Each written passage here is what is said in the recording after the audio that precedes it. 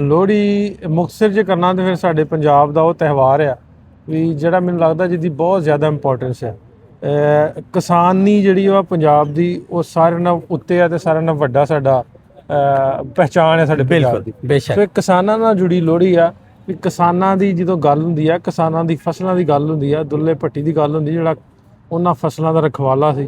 ਫਿਰ ਜਦੋਂ ਸਾਡੇ ਗਾਂ ਬੱਚੇ ਹੁੰਦੇ ਫਿਰ ਉਹਨਾਂ ਦੀ ਵੀ ਉਸ ਤੋਂ ਅੱਗੇ ਆ ਕੇ ਲੋਹੜੀ ਮਨਾਈ ਜਾਂਦੀ ਸੀ। ਜੀ ਜੀ ਜੀ। ਸੋ ਉਹਦੇ ਨਾਲ ਇਹ ਤਿਉਹਾਰ ਜਿਹੜਾ ਜੁੜਿਆ। ਸੋ ਮੈਨੂੰ ਲੱਗਦਾ ਵੀ ਅਸੀਂ ਜਿਹੜੀਆਂ ਚੀਜ਼ਾਂ ਆਪਣੀਆਂ ਪਿੱਛੇ ਛੱਡ ਦਿੱਤੀਆਂ ਨਾ ਉਹਨਾਂ ਨੂੰ ਅਸੀਂ ਦੁਬਾਰਾ ਰਿਵਾਈਵ ਕਰ ਰਹੇ ਹਾਂ ਸਾਡੇ ਸਾਰਿਆਂ ਦੇ ਸਾਥ ਦੇ ਨਾਲ ਸੋਸ਼ਲ ਮੀਡੀਆ ਦੇ ਰਾਹੀਂ।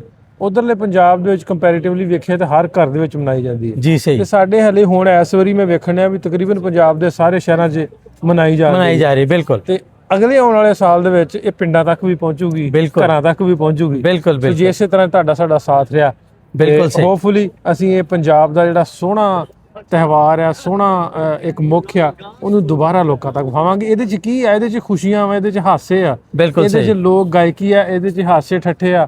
ਲੋਕ ਇਕੱਠੇ ਹੋ ਕੇ ਬਹਿੰਦੇ ਨੇ ਅੱਗ ਦੇ ਮੱਚ ਤੇ ਵੀ ਉੱਥੇ ਆਪਸ ਦੀਆਂ ਗੱਲਾਂ ਕਰਦੇ ਆ। ਫਿਰ ਮੈਂ ਜਿਵੇਂ ਤੁਹਾਨੂੰ ਦੱਸਿਆ ਸੀ ਵੀ ਇਹਨੂੰ ਉਸ ਤੋਂ ਬਾਅਦ ਨੈਕਸਟ ਲੈਵਲ ਤੇ ਪੰਜਾਬੀ ਲੈ ਗਏ।